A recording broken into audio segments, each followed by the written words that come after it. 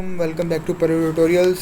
मेरा नाम साकिब जावेद है और हम इस कोर्स में स्टैक को स्टडी कर रहे हैं। फ़िलहाल स्टैक की लिंक लिस्ट इम्प्लीमेंटेशन हमने देख ली। अब हम चलते हैं स्टैक की अरे इम्प्लीमेंटेशन की तरफ।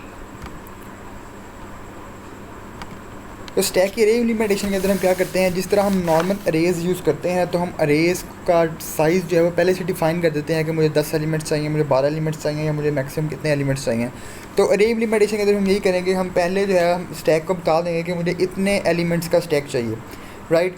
सो एक ये बड़ी जो है ना वो सिंपल अप्रोच है कि हम सिंपल अरे कोई स्टैक का नाम देकर हम उसको यहाँ पर यूज़ कर रहे हैं with the different type of functions, push, pop and top operation हम यूज़ करते हैं। तो ये इतना कोई इशू नहीं है इसको यूज़ करने के अंदर, मगर जो लिंक लिस्ट इम्प्लीमेंटेशन है वो इससे काफ़ी हद तक बेहतर है क्योंकि वो मेमोरी को जो है वो काफ़ी अच्छे इकोनॉमिकली जो वो यूज़ करती है, राइट।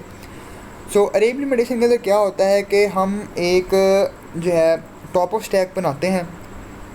टॉप ऑफ स्टैक एक तरह का इंडेक्स है अरे का जो इंडेक्स है हम उसको टॉप ऑफ स्टैक का नाम दे रहे हैं, राइट। मतलब कि मेरा अरे के अंदर क्या होता है, इंडेक्सेस होते हैं 0 1 2 3 कि मेरा वो एलिमेंट वहाँ पड़ा हुआ है, वो एलिमेंट वहाँ पड़ा हुआ है।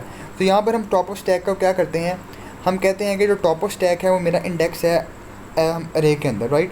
तो जो मेरा आखिरी एलिमेंट होगा अरे के अंदर तो मैं उसको हमेशा टॉप ऑफ स्टैक का उसका जो इंडेक्स है वो उसको हम टॉप ऑफ स्टैक कहा करूँगा, राइट। तो अगर मेरे एलिमेंट के अरे के अंदर 4 एलिमेंट्स पड़े हुए हैं तो मेरा आखिरी इंडेक्स होगा 3, तो इट मीन्स मेरा टॉप ऑफ स्टैक क्या है 3। अगर मेरा अरे एम्प्टी है तो मैं टॉप ऑफ स्टैक को क्या कहूँगा -1, क्योंकि मेरा कम से कम जो इंडेक्स होता है वो 0 हो सकता है। तो अगर मेरा एक एलिमेंट हो तो मेरा इंडेक्स क्या होगा 0, तो टॉप ऑफ स्टैक होगा 0। मगर अगर मेरी स्टैक है ही एम्प्टी तो मैं उसको -1 का नाम दे दूँगा, ठीक है। तो इट मीन्स कि मैं चेक करूँगा अगर मेरा टॉप ऑफ स्टैक -1 है तो इट मीन्स कि मेरा जो स्टैक है वो क्या है, एम्प्टी। तो पुश के अंदर हम क्या करते हैं, पुश जब हम करेंगे तो हम अपने टॉप ऑफ स्टैक को इंक्रीमेंट करेंगे बाय 1, यानी कि अगर मेरा टॉप ऑफ स्टैक पहले -1 था, एम्प्टी था, तो मैं एक एलिमेंट को इंसर्ट करूँगा तो मेरा टॉप ऑफ स्टैक क्या हो जाएगा 0। इट मीन्स कि मेरा इंडेक्स हो गया 0 और मैंने एक एलिमेंट क्या कर दिया, इंसर्ट कर दिया। तो स्टैक के अंदर मैं टॉप ऑफ स्टैक के ऊपर एक एलिमेंट इंसर्ट कर दूँगा x। इसी तरह जब मैंने पॉप करना होगा तो मैं क्या करूँगा कि मैं सबसे ऊपर वाले टॉप ऑफ स्टैक को रिटर्न करूँगा और फिर उसको डिक्रीमेंट कर दूँगा, राइट। तो इस तरह मेरा पुश एंड पॉप का ऑपरेशन क्या करेगा, काम करेगा। ग्राफिकली इसको देख लेते हैं कि मेरे पास अगर टॉप ऑफ स्टैक पहले -1 है, क्योंकि मेरे पास जो स्टैक है वो एम्प्टी है। अब मेरा टॉप ऑफ स्टैक जो 0 हो गया, क्योंकि मैंने उसके अंदर एक ए इंसर्ट कर दिया, तो मेरा टॉप ऑफ स्टैक क्या हो गया 0। अब मैं उसके अंदर क्या करता हूँ, टॉप ऑफ स्टैक 1 करता हूँ तो मेरे पास एक और एलिमेंट इंसर्ट हो गया, वो है बी। सो इस तरह मेरा टॉप ऑफ स्टैक जो है वो काम करता है। अरे ही है एक तरह की, मगर उसका जो इंडेक्स है उसको मैं टॉप ऑफ स्टैक का नाम दे रहा हूँ और इसी तरह मैं इसी लॉजिक के ऊपर इसको क्या करूँगा, कोड करूँगा। तो अब हम इसकी कोडिंग की तरफ चलते हैं स्टैक बाय अरे के अंदर। तो फर्स्ट ऑफ ऑल मैंने जैसे आपको बताया कि हम एक एम्प्टी जो जब मेरा स्टैक होगा तो उसके लिए क्या होगा कि मेरा जो टॉप ऑफ स्टैक होगा वो क्या होगा, -1, राइट। तो उसने वो पहले डिफ़ाइन कर दिया कि मेरा एम्प्टी TOS जो होगा वो -1 होगा और मिनिमम स्टैक साइज़ जो है वो आप 5 पर रखा हुआ है। आप इसको वेरी कर सकते हैं जिस तरह भी आपका दिल करे, तो ये ऑप्शनल है, ये आप ना भी यूज़ करें तो ऐसा कोई मसला नहीं है, राइट। और अगला है हमारे पास स्टैक रिकॉर्ड का जो है वो उसका एक नोड बनाना। तो क्या होता है, आप इसके अंदर आप पहले कैपेसिटी डिफाइन करते हैं कि आपकी कितनी कैपेसिटी, जैसे कि मैंने आपको पहले बताया कि अरे इम्प्लीमेंटेशन के अंदर आपको पहले से जो है वो बताना पड़ता है कि आप कितने साइज़ का जो है वो स्टैक बनाना चाह रहे हैं, राइट। तो उसके लिए मैंने क्या किया है, मैंने इंट कैपेसिटी एक यूज़ किया है, इंटीजर, जो कि मुझे बताएगा कि मैंने कितनी कैपेसिटी होगी। टॉप ऑफ स्टैक एक इंट होगा जो कि हर दफ़ा इंक्रीमेंट या डिक्रीमेंट होगा जब जो कि इंडेक्स होगा आपके स्टैक का। और एक एलिमेंट टाइप स्टार अरे है, यानी एलिमेंट टाइप आपने डिफाइन की है यहाँ पर, इंटीजर आप कुछ और भी कर सकते हैं और उसकी मैंने अरे बना ली है, राइट। तो पॉइंट स्टार का मतलब है पॉइंटर, तो पॉइंटर का मतलब ये है कि मैंने इंट की एक अरे बना ली है यहाँ पर, राइट, जिसको पॉइंट कर रहा है अरे, राइट। सो कैपेसिटी हो गया, कितने एलिमेंट्स रखना चाह रहा हूँ, टॉप ऑफ स्टैक मेरा इंडेक्स हो गया और एलिमेंट टाइप स्टार अरे क्या हो गया, मेरी अरे बन गई। तो यहाँ पर मैंने दोबारा टाइप डेफ कर दिया स्टैक रिकॉर्ड को एज स्टैक, राइट। आगे मेरे फंक्शंस हैं is empty, is full, create stack, dispose stack, और ये किस तरह यूज़ हो रहे हैं इनको मैं आगे आपको बताता हूँ।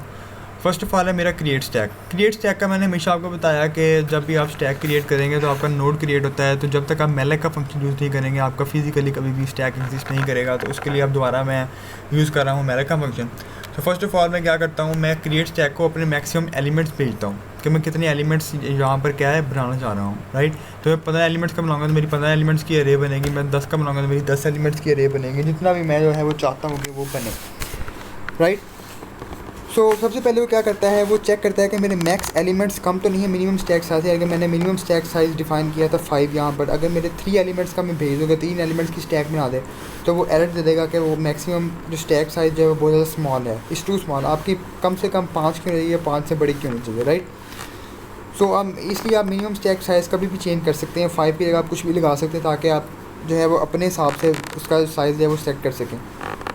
सो अगर आपके मैक्स एलिमेंट्स कम होंगे तो वो एरर दे देगा कि stack size is too small.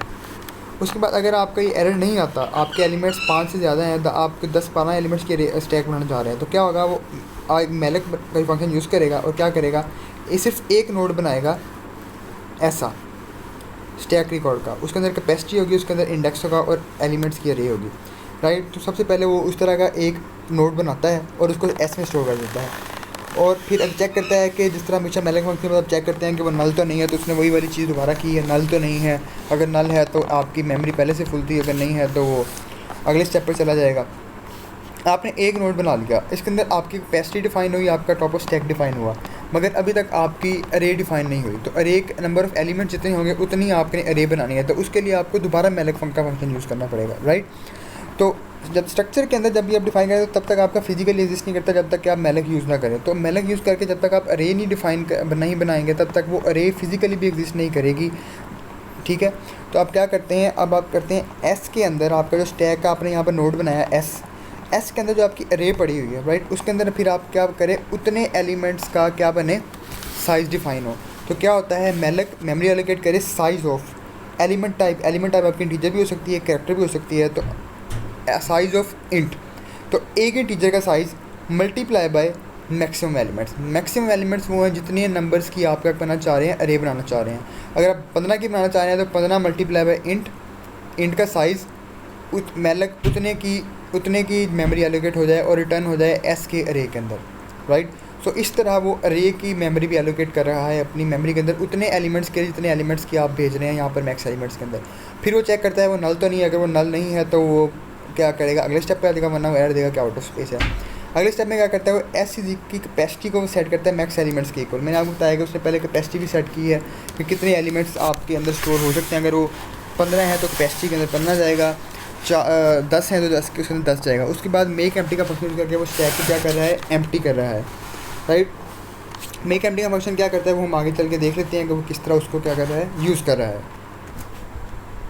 Function है वो है डिस्पोज स्टैक क्या करता है कि आपके जो पूरे स्टैक को वो वेस्ट कर देता है। तो वो यहाँ पर किस तरह काम कर रहा है कि वो पहले चेक करता है कि आपका जो स्टैक आपने भेजा है वो नल तो नहीं है। सो अगर वो नल नहीं है तो क्या करे, वो आपके स्टैक के अंदर जो आपने अरे डिफाइन की थी उसको भी फ्री कर दे और आपके उस एस को भी फ्री कर दे। पहले आपके एस के अंदर जो अरे पड़ी हुई है वो पहले उसको फ्री करेगा। फ्री का मतलब क्या होता है, उसकी मेमोरी को क्या कर देगा, डिलीट कर देगा। पहले वो मेमोरी एलोकेट हुई थी, अब वो मेमोरी एलोकेटेड नहीं रहेगी, उसको जो है वो दोबारा फ्री कर देगा। और उसके बाद जो नोड आपने बनाया था एस का जिसके अंदर अरे पड़ी हुई थी, फिर आप वो उसको फ्री कर देगा एस को। सो इस तरह आपको पूरे का पूरा स्टैक क्या हो जाएगा, वो डिस्पोज हो जाएगा। आगे वो चेक करता है कि आपका स्टैक एम्प्टी तो नहीं है। तो एम्प्टी के लिए वो चेक करेगा कि जो आपके टॉप ऑफ स्टैक है, जो आपका इंडेक्स है अरे का, वो -1 के इक्वल तो नहीं है। तो मैंने पहले डिफाइन किया था एम्प्टी TOS के, वो एम्प्टी TOS मेरा -1 है। तो वो चेक करेगा कि वो एम्प्टी TOS के इक्वल तो नहीं है। अगर उसके इक्वल है तो रिटर्न ट्रू करेगा, अगर वो इक्वल नहीं है तो वो रिटर्न फॉल्स करेगा। सो इस तरह बेसिकली चेक कर लेगा कि मेरा स्टैक एम्प्टी तो नहीं है। आगे है मेक एम्प्टी। अगर मैंने उसको एम्प्टी करना हो तो बजाय इसके कि वो चेक करे, वो क्या करेगा, वो आपके टॉप ऑफ स्टैक को ही वो -1 के इक्वल कर देगा। तो मैं यहाँ पर क्या कर रहा हूँ, मैं अपने टॉप ऑफ स्टैक को इक्वल्स टू एम्प्टी TOS कर रहा हूँ ताकि क्या हो कि मेरा जो स्टैक है वो एम्प्टी हो जाए। आगे मैं पुश करने के लिए क्या करता हूँ, मैं पुश करता हूँ push empty type x stack S, right. तो मैं एक्स को पुश करना चाह रहा हूँ अपने स्टैक एस के ऊपर। तो उसके लिए मैं क्या करता हूँ, मैं पहले चेक करता हूँ कि मेरा स्टैक फुल तो नहीं है। अगर वो फुल है तो मैं उसको क्या करूँ, फुल स्टैक एरर दे दूँ। अगर वो फुल नहीं है तो मैं क्या करता हूँ कि मैं अपने टॉप ऑफ स्टैक को ++ इंक्रीमेंट करता हूँ और उसके इंडेक्स के ऊपर मैं नया एलिमेंट क्या करता हूँ, स्टोर करता हूँ। मैं पहले क्या करता हूँ, मैं एस के अंदर जाता हूँ अरे के अंदर, फिर अरे के अंदर मैं ख़ास इंडेक्स के ऊपर जाता हूँ और ख़ास इंडेक्स मुझे मिलेगा उसी एस के अंदर जो मेरा टॉप ऑफ स्टैक पड़ा हुआ है, राइट। क्योंकि टॉप ऑफ स्टैक मेरा इंडेक्स को स्टोर कर रहा है, जो सबसे ऊपर वाला एलिमेंट होगा। तो उसको मैं इंक्रीमेंट करूँगा ++ के साथ और फिर मैं उसके एलिमेंट को स्टोर कर दूँगा। ++ का साइन पहले लगाने का मकसद क्या होता है, ये होता है प्री इंक्रीमेंट। इसका मतलब ये है कि स्टोर करने से पहले ये टॉप ऑफ स्टैक को इंक्रीमेंट करे और फिर स्टोर करे। फॉर एग्जांपल मेरा जो पहले TOS था वो था 3, तो इट मीन्स कि मेरे जो एलिमेंट स्टोर्ड हैं वो हैं 4, राइट। मैं एक 5 एलिमेंट इंसर्ट करने जा रहा हूँ। तो पहले मैं अपने टॉप ऑफ स्टैक को 3 से इंक्रीमेंट करके 4 करूँगा और फिर उसको स्टोर करूँगा ताकि वो अरे के अंदर प्रॉपर पोजीशन पर जा सके, राइट। इसलिए मैं उसको पहले इंक्रीमेंट कर रहा हूँ, फिर उसको मैं क्या कर रहा हूँ, स्टोर कर रहा हूँ। आगे है मेरे पास टॉप का ऑपरेशन। टॉप का ऑपरेशन क्या करता है, सिंपल ऊपर वाली वैल्यू को रिटर्न करता है, तो मेरी TOS के ऊपर पड़ी हुई है। उसके लिए वो क्या करता है, सिंपल चेक करता है कि मेरा स्टैक एम्प्टी तो नहीं है। अगर वो एम्प्टी नहीं है तो क्या करे, रिटर्न एस के अंदर जाए, अरे के अंदर, और अरे के अंदर जो मेरा टॉप ऑफ स्टैक के ऊपर एलिमेंट पड़ा है उसको क्या कर दे, सिंपल रिटर्न कर दे, राइट। आगे है मेरे पास पॉप। पॉप के अंदर क्या होता है कि वो जो सबसे ऊपर वाला एलिमेंट है वो उसको क्या करे, वहाँ से डिलीट कर दे। तो डिलीट करने के लिए वो क्या करता है, आपके सिंपल टॉप ऑफ स्टैक को क्या करता है, माइनस माइनस। तो जब आपका वो माइनस कर देता है तो इट मीन्स कि आपका जो सबसे ऊपर वाला एलिमेंट है वो अब आपके यूज़ में नहीं रहा, अब वो उससे पिछले एलिमेंट के ऊपर आ चुका है। यानी अगर आपका पहले इंडेक्स 3 था तो अब माइनस माइनस के बाद आपका इंडेक्स क्या हो जाएगा, 2। सो इट मीन्स कि अब आपका 3 वाला जो इंडेक्स वाला एलिमेंट वो आप यूज़ ही नहीं कर सकते, तो अब आपके वो एक्सेस में नहीं है, तो वो एक तरह का डिलीट हो चुका है। आगे है टॉप एंड पॉप। तो इस फंक्शन के अंदर आप टॉप का ऑपरेशन और पॉप का ऑपरेशन एक साथ जो है वो आप इम्प्लीमेंट कर रहे हो। जैसे कि आप देख सकते हैं इसके अंदर ईज़िली कि आप क्या करते हैं, रिटर्न करते हैं, एस के अंदर जाके अरे में जाते हैं और अरे के अंदर आप टॉप ऑफ स्टैक को माइनस माइनस कर रहे हैं। बाद में पहले वो रिटर्न करेगा एस के अंदर जाके अरे के अंदर टॉप ऑफ स्टैक को, और बाद में टॉप ऑफ स्टैक को माइनस माइनस कर देगा। सो इस स्टेटमेंट को अगर आप प्री इंक्रीमेंट और पोस्ट इंक्रीमेंट की थ्योरी थोड़ी सी गूगल पर सर्च कर लें तो आपको ईजिली समझ आ जाएगा कि ये स्टेटमेंट्स किस तरह काम कर रही हैं, राइट। तो इसके बाद हम चलते हैं इसके इन कोड्स की इम्प्लीमेंटेशन की तरफ। तो ये मेरे पास मेरे कोड्स पड़े हुए हैं। मैंने उन्हीं फंक्शंस की एक हेडर फाइल बना ली है और उस हेडर फाइल को मैंने यहाँ पर लिख लिया है। उसके अंदर इस हेडर फाइल में वो तमाम फंक्शन लिखे हुए हैं जो मैंने आपको भी एक्सप्लेन किए हैं कि स्टैक की अरे इम्प्लीमेंटेशन के अंदर कौन कौन से फंक्शन यहाँ पर यूज़ होते हैं, stack record, empty stack, full stack, जो भी हमने यहाँ पर यूज़ किए थे। उसके बाद मैं मेन फंक्शन के अंदर उसी फाइल को इंक्लूड कर रहा हूँ sta.h के थ्रू, राइट। और मैंने इसके अंदर एक जो एक्स्ट्रा चेंज किया है लिंक लिस्ट और अरे की इम्प्लीमेंटेशन के अंदर, वो मैं आपको बताता जाता हूँ। वो क्या है कि क्रिएट स्टैक के अंदर मैं यहाँ पर आर्गुमेंट दे रहा हूँ, जबकि लिंक लिस्ट इम्प्लीमेंटेशन के अंदर मैं यहाँ पर इसको कोई भी आर्गुमेंट नहीं दे रहा था। क्यों? क्योंकि आपको पता है लिंक लिस्ट के अंदर आपने जब भी कोई नई चीज़ इंसर्ट करनी होती है तो आपका नया नोड वहाँ पर मैलक के थ्रू बनाना पड़ता है। अरे के अंदर ऐसा नहीं होता। अरे के अंदर आपने प्री डिफाइंड किया होता है कि मेरे इतने एलिमेंट्स का स्टैक बनेगा, मेरे इतने एलिमेंट्स की अरे बनेगी। तो यहाँ पर इसलिए मैं पहले इसको आर्गुमेंट दे रहा हूँ 12 की, कि मेरे पास 12 एलिमेंट्स का स्टैक बन सकता है, राइट। उसके बाद मैंने फॉर लूप और वाइल लूप वही लगाया जिससे मैंने पहले लिंक लिस्ट इम्प्लीमेंटेशन के अंदर लगाया था, और एलिमेंट्स को पुश एंड पॉप किया हुआ है। तो अगर मैं इस कोड को रन करूं, राइट, तो ये बिल्कुल उसी तरह रन होगा जिस तरह मेरा पहला कोड रन हुआ था। लीफो के ऊपर ये काम कर रहा है। 9 मेरा सबसे एंड में इंसर्ट होता है और 9 सबसे पहले मेरे पास यहाँ पर प्रिंट भी हो रहा है, यानी कि वो पॉप भी हो रहा है। सो बजाय इसके यहाँ पर आप टॉप लिखें, यहाँ पर आप टॉप एंड पॉप का ऑपरेशन भी यूज़ कर सकते हैं, वो भी इसी तरह काम करेगा। सो आपको मुझे उम्मीद है कि तमाम जो है वो स्टैक की थ्योरी और कोडिंग समझ आ चुकी होगी कि स्टैक क्यों यूज़ करते हैं, कहाँ यूज़ करते हैं और ये किस तरह काम करता है। लिंक लिस्ट इम्प्लीमेंटेशन क्या होती है और अरे इम्प्लीमेंटेशन क्या होती है और कौन सी ज़्यादा फ़ायदेमंद होती है और किसको किस तरह कोड करते हैं। अगर आपको फिर भी कोई कन्फ्यूजन है तो आप इसको इजीली गूगल कर सकते हैं या फिर आप कमेंट्स के अंदर कोई क्वेरी छोड़ सकते हैं कि हम आपको बाद में गाइड भी कर सकें।